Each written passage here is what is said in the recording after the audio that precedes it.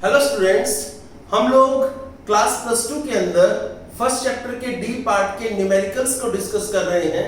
First chapter के D part के numericals में हम लोगों ने अभी तक जो टॉपिक किए हैं वो है, हम लोगों ने यहाँ पर पैरेलल प्लेट कैपेसिटर किया है और पैरेलल प्लेट कैपेसिटर के अंदर हमने पैरेलल प्लेट कैपेसिटर के कैपेसिटेंस को कैलकुलेट किया है। जब हम पैरेलल प्लेट कैपेसिटर के कैपेसिटेंस को कैलकुलेट करते हैं तो उसके लिए हमारे पास फॉर्मूला आता है A into epsilon not upon D। ये वाला फॉर्मूला हमारे पास पैरेलल प्लेट कैपेसिटर के कैपेसिटेंस के लिए आता है। अगर हम पैरेलल प्लेट्स के बीच में अगर एक कंडक्टिंग स्लैब रख दें तो उस केस में हमारे पास कैपेसिटेंस का फॉर्मूला बन जाएगा, this is C dash is equal to A into epsilon not upon D minus T। ये है अगर हम एक कंडक्टिंग स्लैब रखते हैं तो, ये है अगर हम सिर्फ पैरेलल प्लेट कैपेसिटर की प्लेट्स के बीच में अगर सिर्फ एयर हो तो, ये है अगर कंडक्टिंग स्लैब हो तो, और तीसरा आएगा अगर हम पैरेलल प्लेट कैपेसिटर की प्लेट्स के बीच में एक डाइलेक्ट्रिक स्लैब रख दें तो उस केस में क्या रिजल्ट आएगा, that result is equal to A into epsilon not upon D minus T plus T upon K। ये हमारे पास और रिजल्ट आता है। इसके आगे हम और बढ़ते हैं, हम एक रिजल्ट ये भी जानते हैं that C is equal to Q upon V। हमें ये रिजल्ट भी पता है। और अगर कोई स्फेरिकल कंडक्टर दे रखा है तो स्फेरिकल कंडक्टर के केस में हम लोगों को स्फेरिकल कंडक्टर जिसका रेडियस हमारे पास r है उस स्फेरिकल कंडक्टर का कैपेसिटेंस भी हमें कैलकुलेट करना आता है। यहां पर ये कुछ फॉर्मूलाज हैं, इन फॉर्मूलाज के बेसिस पे मैं आपको न्यूमेरिकल करवा रहा हूं। मैं जो अब आपको न्यूमेरिकल कराऊंगा वो सारे के सारे न्यूमेरिकल वही हैं जो आपके एग्जाम्स में आए हुए हैं। मैं आपको बता दूंगा कि कौन सा न्यूमेरिकल कौन से एग्जाम में आया हुआ है। सो आप अपने नोट्स में आए, आपके नोट्स में न्यूमेरिकल आपको लिखे हुए मिलेंगे। इसने कहा है न्यूमेरिकल नंबर 6 जो आपके पास है उसको समझिए क्या कहा। Numerical number 6 says that why the potential inside a hollow is spherical charged conductor constant and has the same value as on its surface। मैं क्वेश्चन दोबारा पढ़ रहा हूं, कहता है why the potential inside a hollow spherical charged conductor is constant। कहता है क्यों किसी एक होलो स्फेरिकल चार्ज्ड कंडक्टर का जो पोटेंशियल होता है वो कांस्टेंट क्यों होता है, and has the same values as on its surface, और वो सेम वैल्यू क्यों रखता है। आप समझिए इसके अंदर जो हमें पढ़ना है, मैं क्वेश्चन को दोबारा पढ़ रहा हूं ताकि आप क्वेश्चन को और अच्छे से समझ सकें। इसने कहा है why the potential inside a hollow spherical charged conductor constant. एक होलो स्फेरिकल चार्ज्ड कंडक्टर के अंदर जो पोटेंशियल होता है वो कांस्टेंट क्यों होता है, and has the same value as on its surface, और पोटेंशियल की वैल्यू वही होती है अंदर B जो उसके सरफेस पे होती है। मैं आपको ये क्वेश्चन प्रॉपर समझा रहा हूं, आप क्वेश्चन को ध्यान से सुनिए। क्वेश्चन नंबर 6, पहली बात आपको बता दूं, दिस क्वेश्चन नंबर 6 ये रहा और ये 2012 में आपके एग्जाम्स में आया हुआ है। तो 2012 में 2 मार्क्स का क्वेश्चन आपके एग्जाम में आया है। क्वेश्चन क्या है पहले आप सुनिए। क्वेश्चन में ये कहा है, ये आपके पास एक स्फेरिकल कंडक्टर है, ये रहा, तो ठीक है, ये आपने स्फेरिकल कंडक्टर ले लिया। इस स्फेरिकल कंडक्टर का रेडियस आपने ये कहा, लीजिए ये स्फेरिकल कंडक्टर का रेडियस r है। इस स्फेरिकल कंडक्टर के सरफेस पे आपने यहां पे चार्ज ले लिया, ये लीजिए ये स्फेरिकल कंडक्टर के सरफेस पे q चार्ज आपने लिया है। स्फेरिकल कंडक्टर के सरफेस को आपने लिया, उस पे q चार्ज है, और वहां पे जो सेंटर है वो O पॉइंट पे उसका सेंटर है। आप अब यहां से एक चीज सीखिए, आपको पता है यहां पर जब Q चार्ज है तो Q चार्ज की वजह से चारों तरफ इलेक्ट्रिक फील्ड होगी। अगर मैं आपसे पूछूं बताइए इस स्फेरिकल कंडक्टर के सरफेस पे इलेक्ट्रिक फील्ड होगी, तो हां स्फेरिकल कंडक्टर के सरफेस पे इलेक्ट्रिक फील्ड होगी। और ये स्फेरिकल कंडक्टर जो है ये होलो स्फेरिकल कंडक्टर है। अब एक बात बताओ, स्फेरिकल कंडक्टर के सरफेस पे इलेक्ट्रिक फील्ड की कोई ना कोई वैल्यू जरूर होती है। स्फेरिकल कंडक्टर के सरफेस पे इलेक्ट्रिक फील्ड की वैल्यू आप निकालना चाहते हो, this is Q upon 4 pi epsilon not into r square. यहां पर आपके पास इलेक्ट्रिक फील्ड की वैल्यू आ जाएगी। अगर आप इस स्फेरिकल कंडक्टर की वजह से जो इस पे चार्ज है उस चार्ज की वजह से बनने वाली इलेक्ट्रिक फील्ड इंटेंसिटी कुछ डिस्टेंस पे निकालना चाहते हो, मान लो आपको इलेक्ट्रिक फील्ड इंटेंसिटी यहां P पॉइंट पर निकालनी है और ये P पॉइंट जो है ये सेंटर से R डिस्टेंस पे है, उस केस में आपको इलेक्ट्रिक फील्ड इंटेंसिटी मिल जाएगी Q upon 4 pi epsilon not into r square. ये आपके पास इलेक्ट्रिक फील्ड इंटेंसिटी की वैल्यू होगी। तो एक बात बताओ, आपके पास यहां पर एक चार्ज स्फेरिकल कंडक्टर दे रखा है, उसके सरफेस पे आपने Q चार्ज लिया और उसके सरफेस पे यहां पर इलेक्ट्रिक फील्ड निकालनी हो तो इलेक्ट्रिक फील्ड निकालने के लिए ये वाला फॉर्मूला है। अगर सरफेस के बाहर कहीं पर इलेक्ट्रिक फील्ड निकालनी हो तो ये वाला फॉर्मूला है। मेरा क्वेश्चन है अगर अंदर कहीं पर इलेक्ट्रिक फील्ड निकालनी हो तो बताओ क्या करोगे। तो सुन लो, किसी भी होलो स्फेरिकल सरफेस के अंदर इलेक्ट्रिक फील्ड की वैल्यू हमेशा 0 होती है। कारण ये क्योंकि जो चार्ज होता है वो आउटर सरफेस पे होता है, अंदर चार्ज की कोई वैल्यू नहीं होती। यानी कि ये जो होलो स्फेरिकल सरफेस है सारे का सारा चार्ज इस होलो स्फेरिकल सरफेस के यहां सरफेस पे होता है।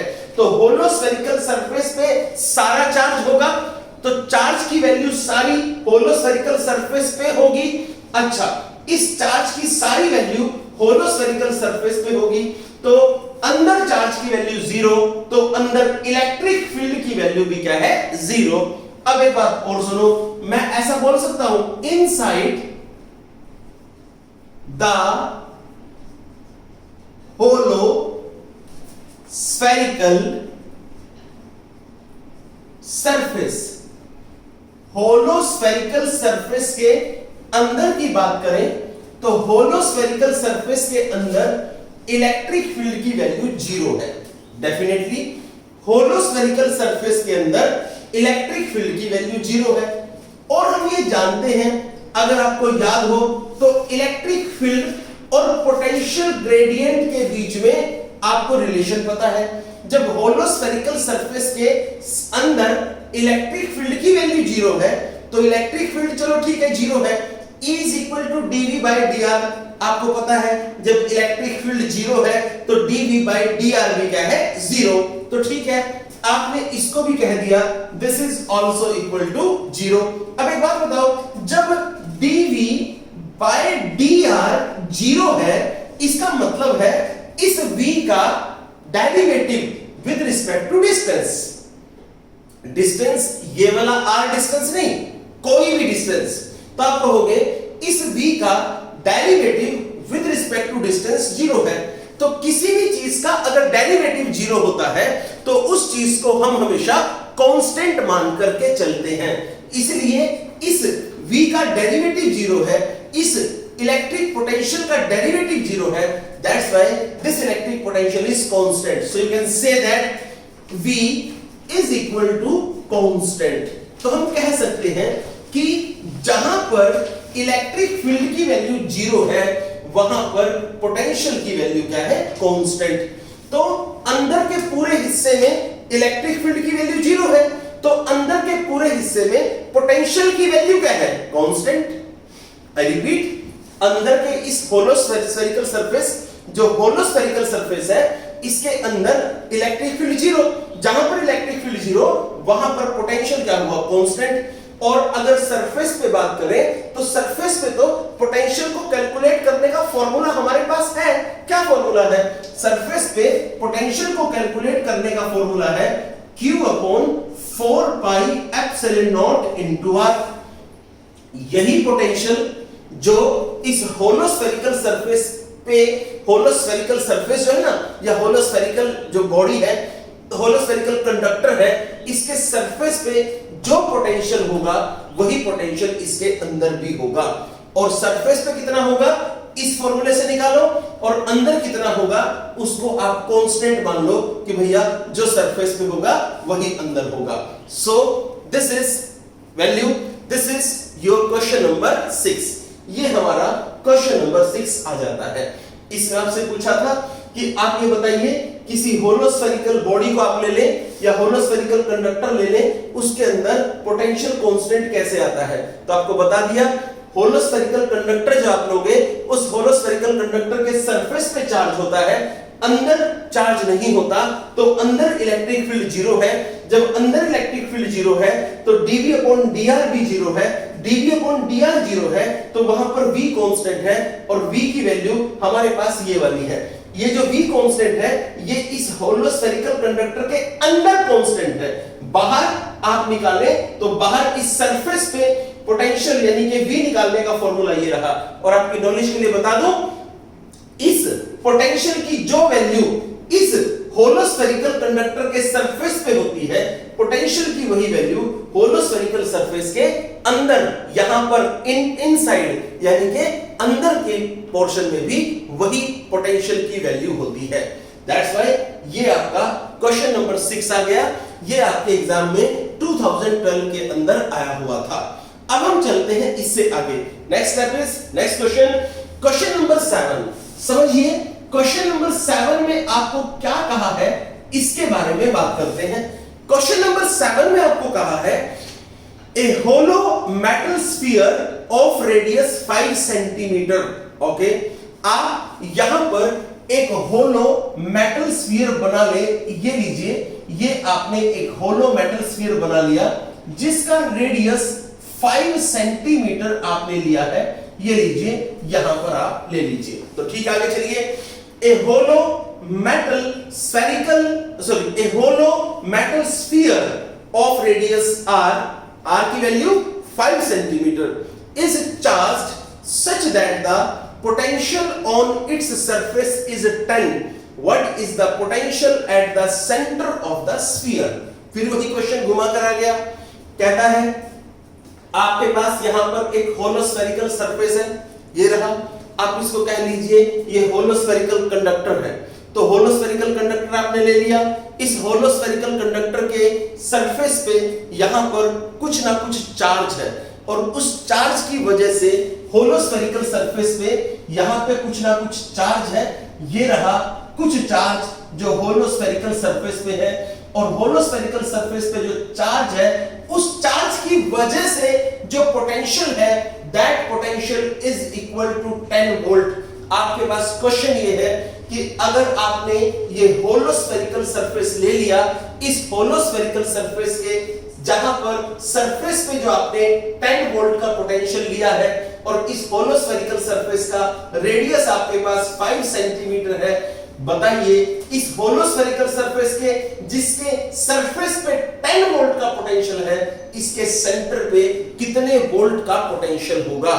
आपको अभी अभी बताया कि पोटेंशियल की जो वैल्यू सरफेस पे होती है, पोटेंशियल की वो वैल्यू अंदर भी होती है।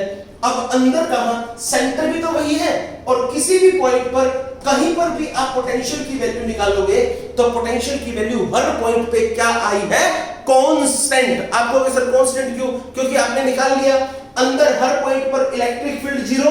अंदर जब हर पॉइंट पर इलेक्ट्रिक फील्ड जीरो, तो अंदर हर पॉइंट पर dv अपॉन dr भी जीरो। जब अंदर हर पॉइंट पर dv अपॉन dr जीरो, तो अंदर हर पॉइंट पर पोटेंशियल क्या होगा, कांस्टेंट। दैट्स व्हाई जब इस स्फेरिकल सरफेस के, यानी कह लीजिए इस स्फेरिकल कंडक्टर के सरफेस पे 10 पोटेंशियल है, वही पोटेंशियल हर इस स्फेरिकल कंडक्टर के सेंटर में या किसी भी पॉइंट पर, अंदर किसी भी पॉइंट पर, हर पॉइंट पे पोटेंशियल क्या होगा, same, and that potential will be also equal to 10 volt. तो आप कहोगे क्या? आप कहोगे potential inside the charge sphere is constant. मैं लिख रहा हूं, आप लिखेंगे potential inside the charged sphere is constant and equal to, और किसके बराबर होगा? and equal to potential on the surface of the conductor, and equal to potential on the surface of the conductor। ये आपके पास आ गया। और क्या कहता है? इसीलिए जो पोटेंशियल होगा वो सेंटर पे कितना होगा? So the potential at the centre, eight the centre of the sphere will be 10 volt. ये आपके पास यहां पर अब ये क्वेश्चन बन जाता है। ये क्वेश्चन आपके एग्जाम में 2011 में आया हुआ है। आगे चलिए, बड़े बड़े क्वेश्चन इसमें से नहीं आए हुए, जो बड़े क्वेश्चन होंगे तो मैं वो भी आपको कराऊंगा। फिलहाल हम यहां से शुरू करते हैं। चलिए, next is our question number 8। हम क्वेश्चन नंबर 8 की स्टडी करते हैं। क्वेश्चन नंबर 8 में हमें क्या कहा गया है उसके बारे में हम बात करते हैं। आप इसको ध्यान से सुनिए, जो मैं यहां पर आपको बताने जा रहा हूं उसको समझिए। क्वेश्चन नंबर 10 में, सॉरी, क्वेश्चन नंबर 8 में हमें कहा गया है show that the capacitance of A spherical conductor is 4 pi epsilon naught times the radius of the spherical conductor। मतलब ये कहा है कि आप ये प्रूफ करके दिखाओ क्या कि जो स्फेरिकल कंडक्टर आपके पास दे रखा है उस स्फेरिकल कंडक्टर का जो कैपेसिटेंस होता है वो 4 pi epsilon naught times the radius of the spherical conductor होता है। आपको ये वाली बात यहां पर शो करके दिखानी है। आई रिपीट, आपको शो क्या करना है? आपको सिर्फ ये शो करना है। This is our question number 8। Question number 8 में कहा कि मान लीजिए आपके पास यहां पर एक स्फेरिकल कंडक्टर है। इस स्फेरिकल कंडक्टर का सेंटर ये रहा, स्फेरिकल कंडक्टर का रेडियस ये रहा। आपको ये कहा गया है इस स्फेरिकल कंडक्टर का जो कैपेसिटेंस होगा वो कैसे होगा?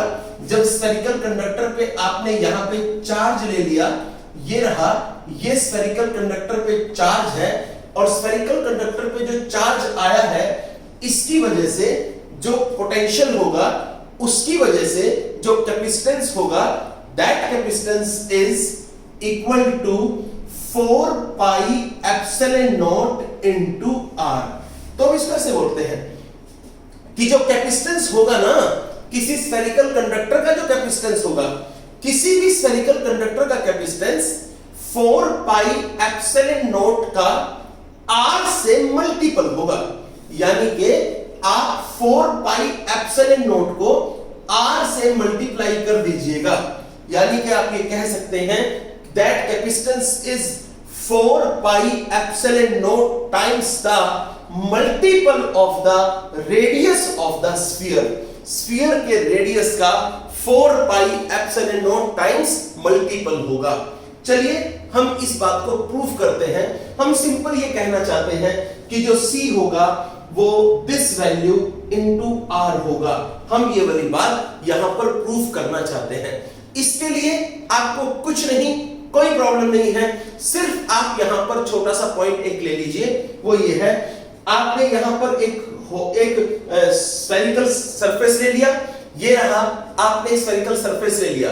तो जो स्फेरिकल सरफेस आपने लिया है वो स्फेरिकल सरफेस, उसके ऊपर Q चार्ज है, उसका रेडियस आपने R लिया है। तो आप एक बात बताइए, कि अगर जो आपने स्फेरिकल सरफेस लिया है जिसका रेडियस आपने r लिया है और जिसके ऊपर आपने सरफेस पे q चार्ज लिया है, बताइए उसकी वजह से अगर कभी आपको पोटेंशियल निकालना पड़ जाए तो उसकी वजह से पोटेंशियल आप कैसे निकालेंगे। ये थियोरेटिकल है थोड़ा सा, तो इसमें आपको थोड़ी सी हल्की सी थ्योरी लिखनी चाहिए। आप लिखेंगे द पोटेंशियल, बिल्कुल इसी तरीके से, the potential eight A point, the potential eight A point on the surface of a conductor having radius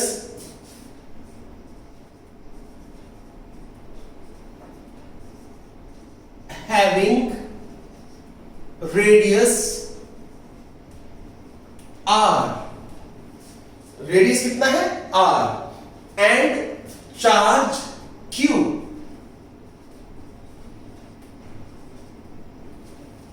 the potential at a point on the surface of a conductor। आपको potential निकालना है एक point पे, वो point कहां है, on the surface of a conductor having radius r and charge q is given by, potential क्या है समझिए, v is equal to q upon 4 pi epsilon not into r। ये आपके पास इक्वेशन नंबर फर्स्ट आ चुकी है, यानी कि v की वैल्यू आपके पास आ चुकी है। अब आपसे ये कहा जाएगा, आपसे ये पूछा है, आप ये बताइए कैपेसिटेंस अगर आप निकालें तो कैपेसिटेंस का फॉर्मूला कैसे होगा, तो आप कहोगे then the capacitance of the spherical conductor, then the capacitance of the spherical conductor is given by C is equal to Q upon V। ये वैल्यू आ गई। अब आप यहां से C की वैल्यू निकालें, C is equal to Q upon V की जगह Q upon 4 pi epsilon not into r।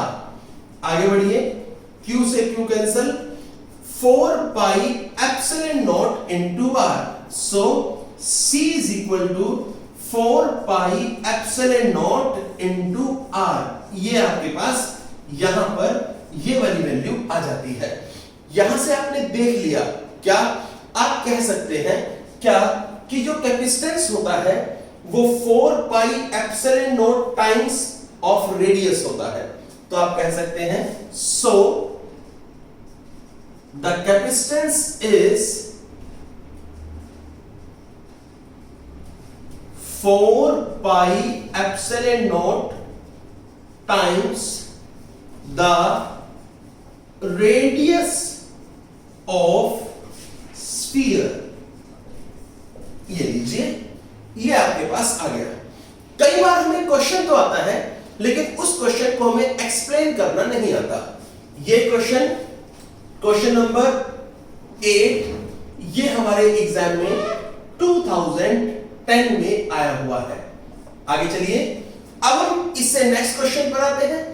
मैंने गलती से यहां पे 6, 7, 8 के बाद फिर दोबारा 7 लिख रखा है, यानी कि बाय मिस्टेक वो क्वेश्चन अलग है, क्वेश्चन नंबर वही हो गया। तो जो बाद वाला क्वेश्चन नंबर 7 है, अब हम उस बाद वाले क्वेश्चन नंबर 7 पर आ जाते हैं। बाद वाला क्वेश्चन नंबर 7 हमें कहता है कि जो बाद वाला क्वेश्चन नंबर 7 हमारे पास यहां पर है, उसको देखिए वो हमारे पास क्या है।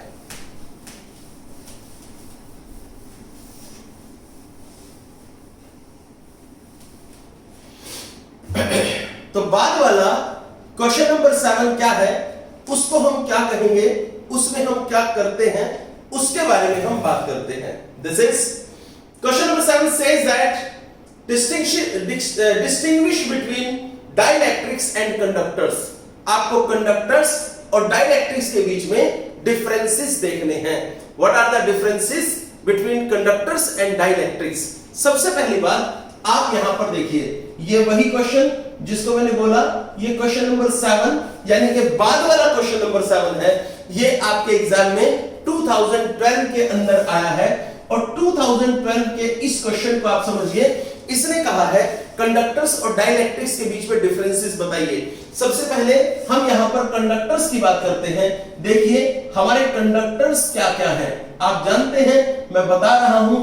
कंडक्टर्स कौन से सब्सटेंस होते हैं?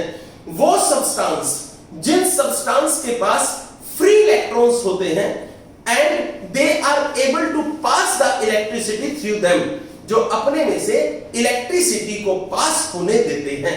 तो लिख सकता हूं those substances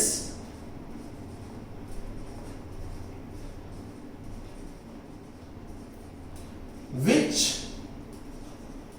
have free electrons and they are able to pass the electricity through them, वो सब्सटेंस जिनके पास फ्री इलेक्ट्रॉन्स होते हैं और अपने में से इलेक्ट्रिसिटी पास होने देते हैं। एग्जाम्पल में अगर लिखें तो these are iron, next these are silver, etc. आगे बढ़िए। Next is dielectrics. अब समझिए हमारे पास डाइलेक्ट्रिक सब्सटेंस कौन से होते हैं? What are dielectrics? ये डाइलेक्ट्रिक्स क्या है? डाइलेक्ट्रिक्स नॉन कंडक्टर्स होते हैं और डाइलेक्ट्रिक्स वो नॉन कंडक्टर्स होते हैं जिनके पास फ्री इलेक्ट्रॉन्स नहीं होते। तो क्या कहोगे? These are non conductors and they do not have free electrons. आप लिखोगे these are non conductors and they do not have free electrons, उनके पास फ्री इलेक्ट्रॉन्स नहीं होते। Example, this is mica, first is mica, ये भी एक dielectric होता है। उसके बाद आती है पोर्सिलीन, उसके बाद आती है ग्लास, यानी कि आप लिख सकते हैं दिस इज ग्लास, फिर पोर्सिलीन,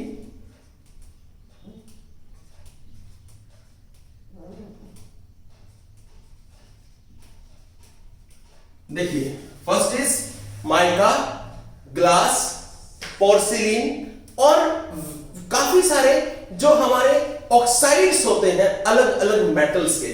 तो क्या कहोगे? वेरियस मेटल्स ऑक्साइड,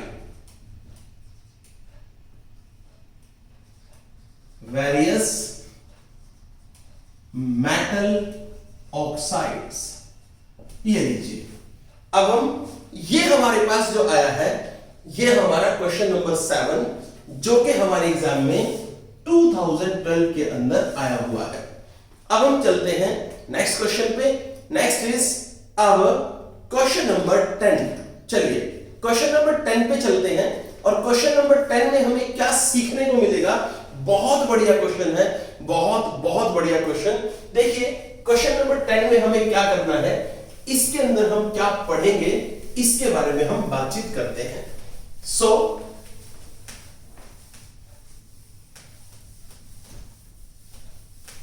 देखिए क्वेश्चन नंबर 10 में हमें कहा है आपको यहां पर दो ग्राफ दे रखे हैं।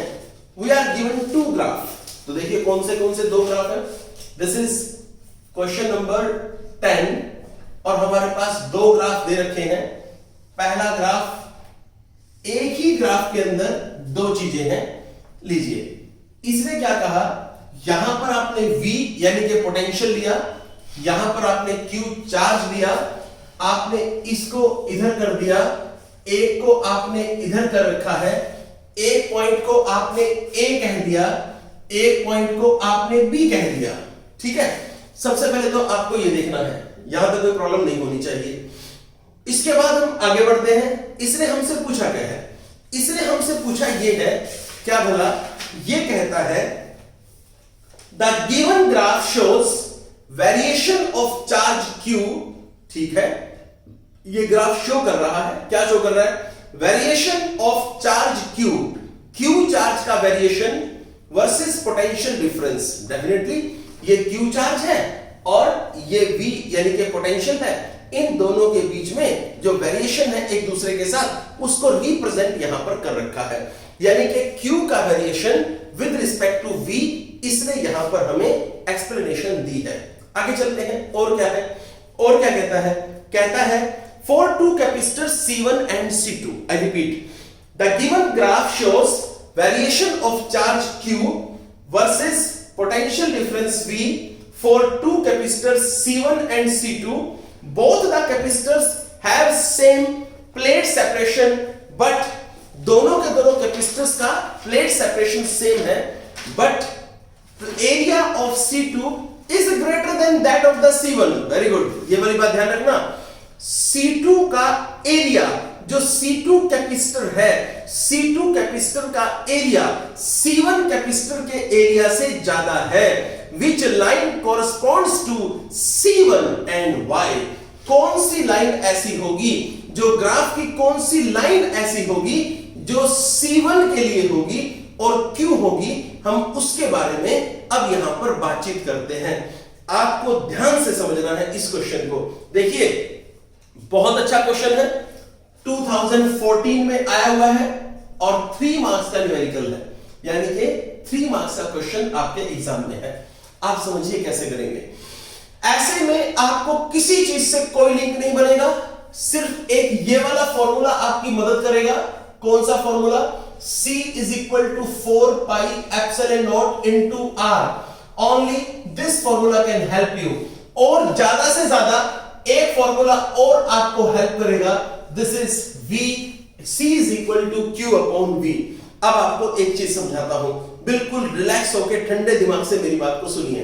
बात ऐसे है, आपको कहा गया कि ये एक ग्राफ दे रखा है, ये रहा, ये ग्राफ चार्ज के बीच में और पोटेंशियल डिफरेंस के बीच में है।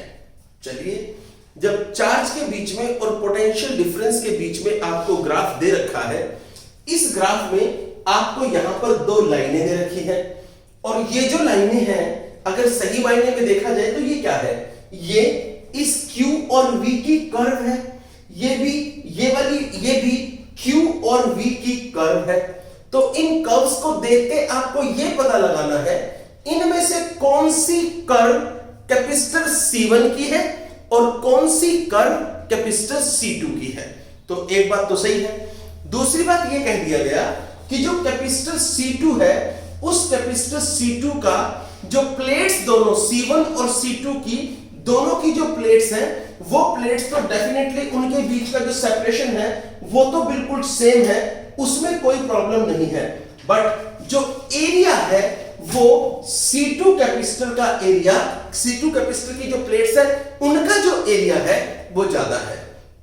C1 कैपेसिटर, C2 कैपेसिटर, दोनों की प्लेट्स के बीच का सेपरेशन बिल्कुल सेम है, लेकिन C1 कैपेसिटर और C2 कैपेसिटर की प्लेट्स का बिल्कुल गैप एकदम बिल्कुल सेम है। बट डिफरेंस इस बात का है कि जो C1 कैपेसिटर और C2 कैपेसिटर है, उनमें से जो C1 कैपेसिटर है उसकी प्लेट का एरिया ज्यादा है। अब आप एक बात बताइए, मैं आपसे एक पॉइंट पूछता हूं, ये बताइए, अगर मैं आपसे पूछता हूं, बताओ C1 कैपेसिटर के कैपेसिटेंस का फॉर्मूला बताओ क्या है? तो C1 कैपेसिटर के कैपेसिटेंस का फॉर्मूला हो गया, क्या है formula? This is A into epsilon not upon D। यहां पर A की जगह आप A1 लिख दो। दूसरा, फिर आया C2 is equal to A2 into epsilon not upon D। This is what equation number first, this is what equation number second. According to question, जो C1 कैपेसिटर है उसकी प्लेट का एरिया ज्यादा है, तो आप कहोगे यहां पर A1 is greater than A2। तो साफ साफ हो गया, जब A1 बड़ा है A2 से। अब देखना यहां पर एप्सिलॉन नॉट दोनों में सेम है, D यहां पर दोनों प्लेट्स के बीच में जो सेपरेशन है वो सेम है। तो अब डिफरेंस आया एरिया का। पहले कैपेसिटर की प्लेट का एरिया A1 है, दूसरे कैपेसिटर की प्लेट का एरिया A2 है। अकॉर्डिंग टू क्वेश्चन A1 की वैल्यू ज्यादा है A2 की वैल्यू से। तो एक बात बताओ, जिसका एरिया ज्यादा होगा उसका कैपेसिटेंस ज्यादा होगा, जिसका एरिया कम होगा उसका कैपेसिटेंस कम होगा। पहले वाले कैपेसिटर C1 कैपेसिटर का जो प्लेट है उसका एरिया A1 है, जब इसका एरिया A1 है और ये ज्यादा है तो डेफिनेटली इसका कैपेसिटर का कैपेसिटेंस भी ज्यादा होगा। तो C1 is greater than C2, ये वाली बात आ गई। यानी कि C1 कैपेसिटर का कैपेसिटेंस ज्यादा है C2 कैपेसिटर के कैपेसिटेंस से। चलिए C1 कैपेसिटर का कैपेसिटेंस ज्यादा हुआ, C2 कैपेसिटर का कैपेसिटेंस कम हुआ। अब हम और आगे बढ़ते हैं, यहां से एक नई चीज सिखाता हूं आपको, उसको देखना। आप ये भी तो जानते हो कि जो कैपेसिटेंस होता है that is equal to Q upon V, definitely होता है, पक्की बात है। अब आप ऐसा करो, ये जो पहले वाली कर्व दे रखी है इसके लिए और जो दूसरे वाली कर्व दे रखी है इसके लिए, आप इन दोनों के लिए यहां पर इस Q अपॉन V की वैल्यू कैलकुलेट कर लो। क्या कहता है, दोनों के लिए आप यहां पर कर्व कैलकुलेट करो। तो देखो कैसे निकालते हैं। नाउ स्लोप ऑफ कर्व, अगर हम कर्व का स्लोप देखें तो कर्व के स्लोप के बारे में हम बात करें तो यहां पर देखिए, स्लोप ऑफ कर्व नहीं, स्लोप ऑफ लाइन, क्योंकि लाइन है, slope of line is equal to Q upon V, ये मेरी वैल्यू होगी।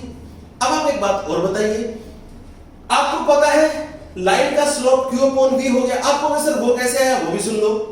देखो सबसे पहले स्लोप निकालने के लिए आपको एक काम करना पड़ता है, वो ये है, इसको आप यहां से इसके साथ मिला दो, इसको आप यहां से इसके साथ मिला दो, मिला दिया। अगर आप इस A लाइन का स्लोप निकालते हैं तो A लाइन के स्लोप में ये y एक्सिस के अलोंग जो लाइन है, यानी कि जो चार्ज वाली लाइन है ये ज्यादा है, और B लाइन के स्लोप में चार्ज वाली लाइन कम है। देखो चार्ज वाली लाइन छोटी है, तो ऐसा कह सकते हो A लाइन के स्लोप में चार्ज की वैल्यू ज्यादा है, B लाइन के स्लोप में चार्ज की वैल्यू कम है। डेफिनेटली दोबारा देख लो, A लाइन के स्लोप में चार्ज की वैल्यू यहां तक गई है, इसमें पोटेंशियल कम है, और B लाइन के स्लोप में, इसके स्लोप में यहां पर चार्ज की वैल्यू कम है और पोटेंशियल की वैल्यू यहां तक गई है। अगर आप स्लोप निकालते हैं तो आप जानते हैं स्लोप में क्या होता है, slope is tangent theta that is equal to Q upon V, definitely है।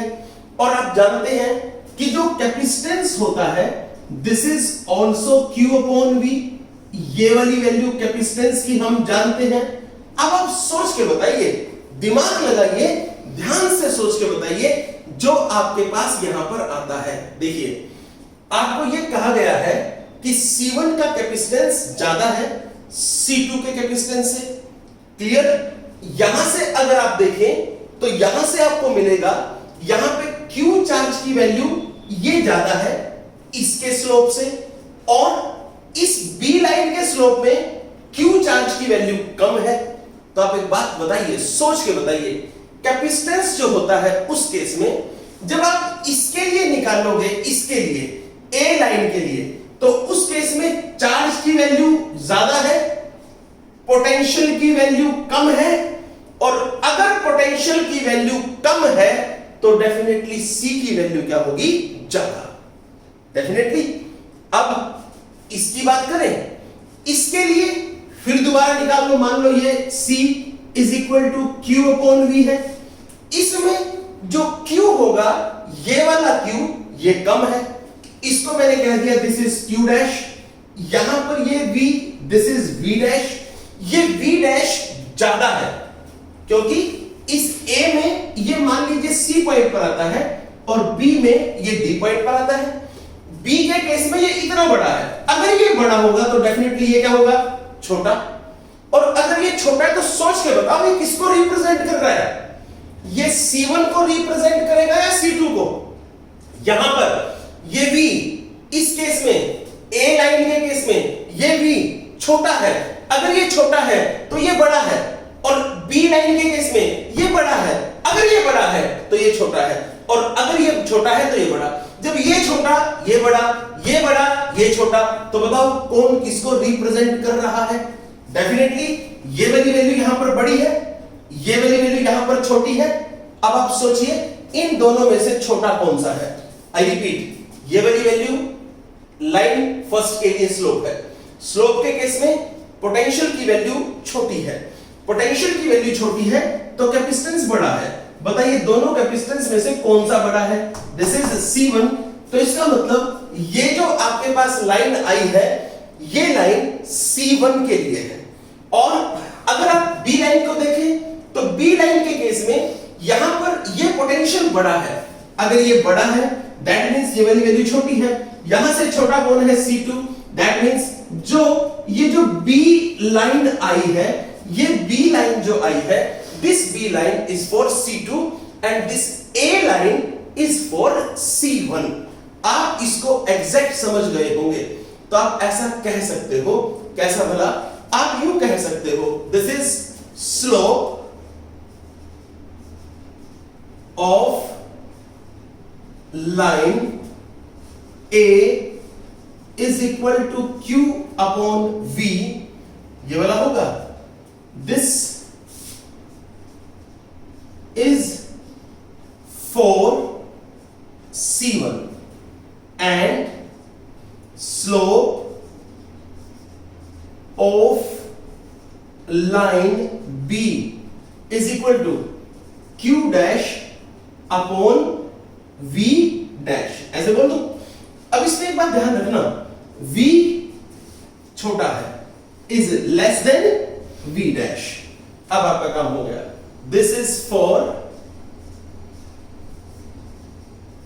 C2, ये आ गया, क्लियर। तो जो ये वाली लाइन है दिस स्टैंड फॉर C1, ये वाली लाइन है दिस स्टैंड फॉर C2। चले आगे, ये क्वेश्चन आपके पास आपके एग्जाम में 2014 के अंदर आया हुआ है। अब हम चलते हैं इससे थोड़ा आगे। नेक्स्ट इज, अब हमारे पास आता है दिस इज क्वेश्चन नंबर 12। समझिए क्वेश्चन नंबर 12 क्या है और क्वेश्चन नंबर 12 में हम किस तरीके से करेंगे। एक बात और, ऐसे जो ग्राफिकल क्वेश्चंस होते हैं वो थोड़े से टिपिकल होते हैं। ग्राफिकल क्वेश्चंस को करने के लिए आप पहले पेन पेंसिल कॉपी अपने साथ लेके बैठे, उस पे ग्राफ बनाएं, उस ग्राफ के अंदर समझें कि वो ग्राफ क्या कह रहा है, उस क्वेश्चन को पढ़ें, उसके बाद आप उसको धीरे धीरे करके करने की कोशिश करें। आप एकदम आंसर पे आएंगे तो ऐसे आपको समझ में नहीं आएगा। बार बार वीडियो को देखते रहिएगा। आगे चलिए, this is our question number 11 now. Question number 11 sorry it's question number 12। Question number 12 क्या है इसको समझिए। क्वेश्चन नंबर 12 जो आया है वो आपके एग्जाम में 2011 में आया है। मैं बार बार मेंशन कर रहा हूं क्योंकि ये क्वेश्चन 2011 में आके बाद में भी रिपीट हुए हैं, बट पहली बार ये 2011 में आया है। क्वेश्चन क्या है, what is the area of the plates of 2 farad parallel plate capacitor. आपके पास एक पैरेलल प्लेट कैपेसिटर दे रखा है जिसका कैपेसिटेंस 2 फैराड है, ठीक है। आगे चलिए, having separation between the plates is, plates के बीच में सेपरेशन दिस इज 0.5 सेंटीमीटर यानी कि 10 टू पावर -2 मीटर है। आपको प्लेट्स का एरिया कैलकुलेट करना है। तो देखो ये क्वेश्चन क्या चीज है, ये तो कुछ भी नहीं है। ऐसे क्वेश्चन तो आप चुटकियों में कर सकते हैं, बट क्वेश्चन आया है एग्जाम में तो अच्छी बात आया है, तो ये मार्क्स गेनिंग क्वेश्चन है। देखिए कैसे है, आपको पता है कैपेसिटेंस का formula A into epsilon not upon D। आपको यहां से A कैलकुलेट करना है, क्या बनेगा, A is equal to C into D upon epsilon not. अब बताइए सी की वैल्यू आपको पता है, डी की वैल्यू आपको पता है, एप्सिलॉन नॉट क्या है? Epsilon not is equal to 8.85 into 10 to power -12। ये आपके पास वैल्यू आ जाती है, क्या बनेगी? 8.85 इंटू 10 टू पावर -12। ये आपके पास इसकी कंप्लीट वैल्यू आती है। इसको पुट कर दीजिए, आपके पास इसका प्रॉपर रिजल्ट आ जाएगा। अब हम आगे चलते हैं नेक्स्ट। अब हमारा है लास्ट क्वेश्चन। लास्ट क्वेश्चन क्या है उसको सुनिए। This is our question number 15। देखिए भाई क्वेश्चन नंबर 15 क्या है, इसमें हम कैसे करेंगे, इसमें हम क्या करेंगे, ये भी बहुत अच्छा क्वेश्चन है। ये आपके एग्जाम में 2014 में आया हुआ है। This is 2014 2016। समझिए क्वेश्चन नंबर 15 क्या है। क्वेश्चन नंबर 15 में मैं आपको ग्राफिकली सब कुछ समझा दूंगा, आपको सिर्फ क्वेश्चन को समझना है। यहां पर देखिए ग्राफिकली सॉरी डायग्राम के हिसाब से मैं आपको क्वेश्चन समझा दूंगा। क्वेश्चन में कहा गया है ये आपके पास यहां पर एक स्फीयर है, ये रहा, और एक स्फीयर आपके पास ये रहा, यानी कि आपने एक बड़े स्फीयर के अंदर छोटे स्फीयर को बंद कर रखा है। ओके, छोटा स्फीयर और बड़े स्फीयर दोनों का सेंटर ये रहा, और इस छोटे स्फीयर का रेडियस ये रहा, और बड़े स्फीयर का रेडियस ये रहा। छोटे स्फीयर का रेडियस R1 है, बड़े स्फीयर का रेडियस R2 है। चलिए आगे चलते हैं। और क्या कहता है, इस छोटे स्फीयर के सेंटर पे यहां पे Q चार्ज है, और बड़े स्फीयर पे यहां पर आप लोगों ने चार्ज दे रखा है, दिस इज 2Q। मैं देखता हूं कहां दे रखा है। छोटे स्फीयर का सरफेस एरिया S1 है, या छोटे स्फीयर को S1 बोल दिया और बड़े स्फीयर को S2 बोल रखा है। आप क्वेश्चन को समझिए। कहता है the sphere S1 of radius R1 enclosed in net charge Q। बिल्कुल ठीक है, ये आपके पास स्फीयर है जिसका नाम S1 है, जिसका रेडियस R1 है, इसके अंदर आपने एक चार्ज एनक्लोज किया Q चार्ज। आगे चलिए। If there is another concentric sphere S2, एक और बड़ा स्फीयर है S2 of radius R2 enclosing charge 2Q, उसने अपने अंदर 2Q चार्ज को एनक्लोज कर रखा है। चलिए आगे चलते हैं। Find the ratio of the electric flux through S1 and S2। आपको S1 और S2 के बीच में जो इनका इलेक्ट्रिक फ्लक्स है, उस इलेक्ट्रिक फ्लक्स का रेशियो आपको कैलकुलेट करना है। How will the electric flux through the sphere S1 change if a medium of dielectric constant 5 is introduced in the space inside S1 in place of air। कोई problem नहीं है, आप question को देखिए। सबसे पहले आप करेंगे कैसे, सुनिए। सबसे पहला पॉइंट आपसे इसने कहा क्या है, आप ये बताइए। कहता है find the ratio of the electric flux through S1 and S2। पहले ये देखते हैं S1 और S2 का इलेक्ट्रिक फ्लक्स आप कैसे निकालेंगे, उसको सुनिए। पहले ये देख लीजिए। पहले वाला जो स्फीयर है, इसके सेंटर पे आपने यहां पर Q चार्ज रखा। दूसरे वाले स्फीयर के अंदर यहां पर जो चार्ज है इस सरफेस पे, यानी कि इस पे ये 2Q चार्ज यहां पर है। अब आप ये बता दीजिए, देखो ऐसे डायग्राम में थोड़ा सा अजीब सा है, आप इसको ये मान के चलो कि 2Q चार्ज इसके सरफेस पे यहां पर है। चलिए अब आप बताइए कैसे करेंगे, सुनिए। पहले वाले स्फीयर, छोटे वाले स्फीयर की बात करें तो छोटे वाले स्फीयर के सेंटर पे Q चार्ज है, डेफिनेटली है। इंडक्शन की वजह से जो S1 स्फीयर है, इसके अंदर की तरफ यहां पर नेगेटिव चार्ज आ जाएगा ड्यू टू इंडक्शन। और नेगेटिव भी कितना, जितना ये है। सेंटर पे कितना है Q, तो यहां पर इस अंदर की तरफ कितना होगा, -Q। बाहर की तरफ भी यहां पर अपने आप ही चार्ज इंड्यूस हो जाएगा due to the process of induction. यहां पर कितना चार्ज हुआ, दिस इज अगेन +Q। अगर यहां पर Q चार्ज रखा है तो अंदर यहां पर कितना हुआ, दिस इज माइनस क्यू, बाहर के हिस्से पे कितना हुआ, दिस इज प्लस क्यू, और फिर यहां पर अंदर कितना हुआ, दिस इज माइनस क्यू, और अगर अंदर माइनस क्यू है तो बताओ फिर बाहर कितना होगा, बाहर फिर वही होगा यानी कि प्लस क्यू। अब आप प्लस क्यू हो गया, तो टोटल चार्ज बड़े वाले स्फीयर पे कितना हो गया, 2q प्लस क्यू।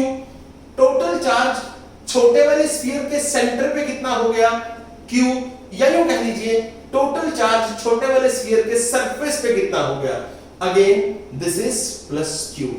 अब आप बताइए, यहां पर सिर्फ इतना सोच के बताइए, आपको छोटे वाले स्फीयर का फ्लक्स क्या मिलेगा, छोटे वाले स्फीयर का फ्लक्स मिलेगा φ1 इज इक्वल टू, फॉर्मूला बताइए क्या होता है, q upon epsilon not, equation number first. दूसरे केस में बताइए सेकंड वाले के लिए क्या मिलेगा, दिस इज चार्ज, बताइए बड़े वाले पे कितना है, दिस इज 3q, चार्ज हो गया तो कितना मिला, 3q upon epsilon not, equation number second. Now इनकी रेशियो अगर कर दें तो रेशियो में हमारे पास बनेगा φ2 अपॉन φ1 इज इक्वल टू, ऐसे कर लो, φ1 upon φ2 is equal to q upon epsilon naught divide by 3q upon epsilon not.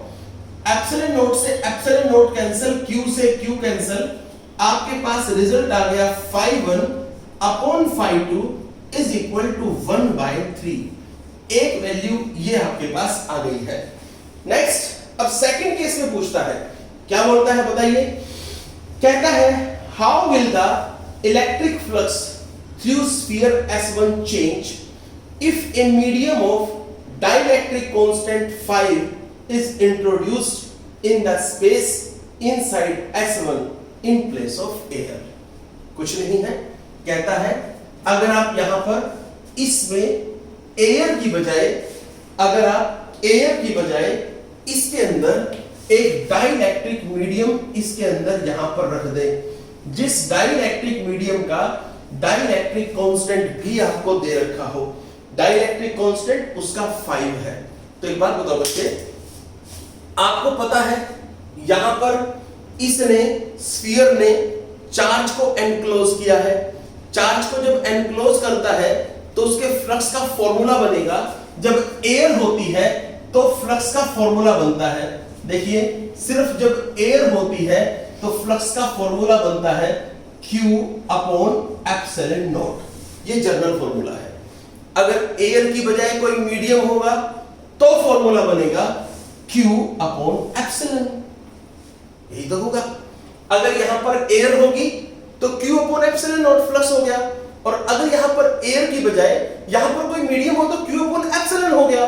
उसके बाद आगे चलो, और क्या कहता है, नेक्स्ट बोलता है this is phi is equal to Q upon, आप जानते हैं एप्सिलॉन क्या होता है, epsilon upon epsilon not is equal to K होता है, डाइलेक्ट्रिक कांस्टेंट होता है। अब आप यहां से देख के बता दीजिए एप्सिलॉन की जगह आप क्या लिख सकते हैं, एप्सिलॉन की जगह लिख सकते हैं K इंटू एप्सिलॉन नॉट, तो मैंने पुट कर दिया, this is K into epsilon not.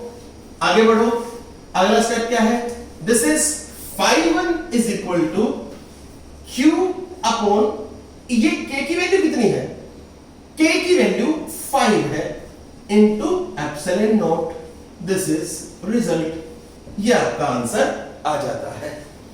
ये यहां तक के क्वेश्चंस आपको करने हैं। नेक्स्ट टाइम मैं आपके लिए और ऐसे ही क्वेश्चन जो आपके एग्जाम्स में आए हुए हैं वो क्वेश्चन लेकर आऊंगा। तब तक के लिए आप इन्हीं वीडियोस को बार बार देखते रहिए। All the best.